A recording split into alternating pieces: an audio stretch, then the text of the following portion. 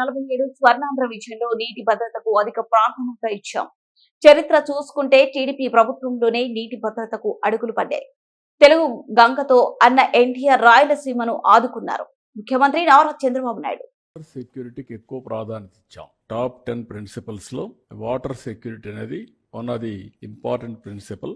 ఈ రోజు చరిత్రలో మనం ఒకసారి చూస్తే ఆంధ్రప్రదేశ్ రాష్ట్రంలో మొట్టమొదటిసారిగా ఎన్టీ రామారావు గారు ముఖ్యమంత్రి అయ్యే వరకు, తెలుగుదేశం పార్టీ వచ్చే వరకు మాటలతోనే సాగాయి తప్ప ఎప్పుడు కూడా యథార్థంగా నీళ్లు ఇవ్వాలని ఎవరు ఆలోచించిన దాఖలాలు లేవు.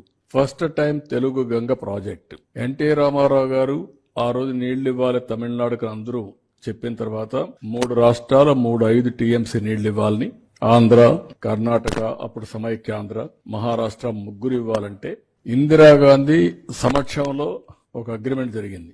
ఆ సందర్భంలో ఎన్టీ రామారావు గారు చెప్పింది, శ్రీశైలం నుంచి నీళ్లు ఇవ్వడానికి నేను సిద్ధంగా ఉన్నాను తెలుగు గంగ ద్వారా, అయితే కండిషన్ మాత్రం అండర్ గ్రౌండ్ పైపు కాదు, కెనాల్ ద్వారా నీళ్లు ఇస్తామని.